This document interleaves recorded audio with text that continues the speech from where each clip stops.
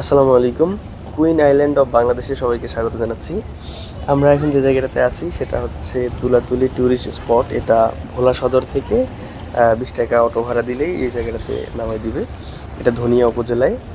তো মূলত তুলাতুলি বাজারকে কেন্দ্র করেই এই ট্যুরিস্ট স্পটটা হয়েছে মেঘনা নদীর তীরে, এবং এখানে সানসেট দেখা যায় খুব চমৎকার। আমরা এখানে দু একটা ছবিও তুলে নিই সানসেট দেখার আগে।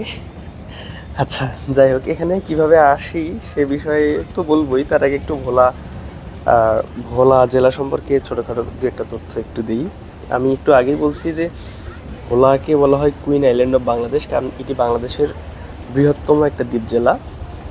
এবং আমরা যদি এর ম্যাপটা একটু খেয়াল করি তাহলে দেখবো যে এর চারপাশেই হচ্ছে নদী, যার কারণে এটা একেবারে হালাল একটা দ্বীপ।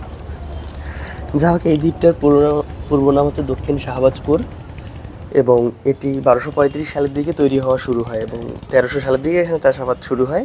তার ঠিক 200 বছর পরে, অর্থাৎ 1500 সালের দিকে পর্তুগিজ এবং মগ জলদস্যুরা এই দ্বীপে ঘাঁটি স্থাপন করা শুরু করে। তো এই ভোলা দ্বীপ যেটা আছে এটার নামকরণটা খুবই চমৎকার একটা কাহিনী আছে এর পেছনে। বেতুয়া নদী একসময় খুবই প্রশস্ত নদী ছিল। তো সেখানে একজন বয়স্ক মাঝি ছিলেন যার নাম হচ্ছে ভোলা গাজী পাটনি। আবার অনেকে মনে করেন ওনার নাম হচ্ছে ভোলানাথ বাবু, যিনি হচ্ছে বেতুয়া নদী পারাপার মানে খেয়া পারাপার করতেন আর কি।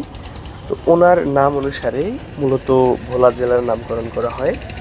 তো এই জেলাটি পরিপূর্ণ জেলা হিসেবে 1984 সাল থেকে কার্যক্রম শুরু করে, এবং এর আগে 1822 সালে বাকেরগঞ্জ জেলার আন্ডার এটা ছিল, এবং 1869 সালে নোয়াখালীর একটা পার্ট হিসেবে ভোলা জেলাটি ছিল।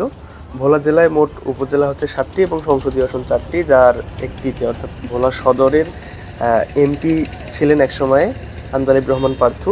ওনাকে মোটামুটি পুরো বাংলাদেশ এখন এক নামেই চেনেন। এবং ভোলাকে রিপ্রেজেন্ট করা বীরশ্রেষ্ঠ হচ্ছে বীরশ্রেষ্ঠ মোস্তফা কামাল। উনি ভোলারই সন্তান।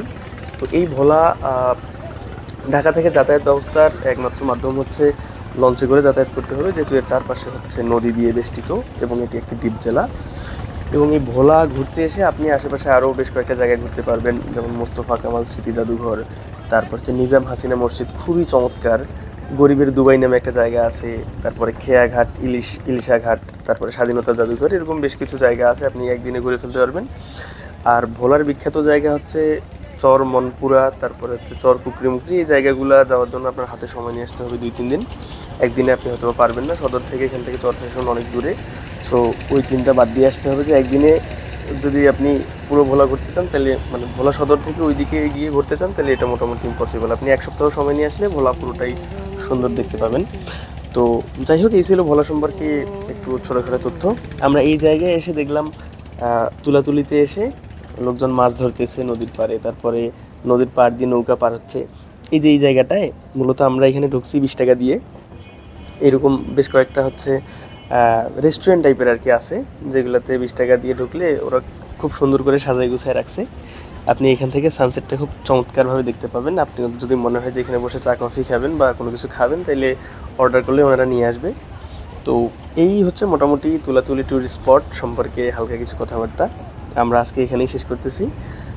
ধন্যবাদ সবাইকে। আসসালামু আলাইকুম।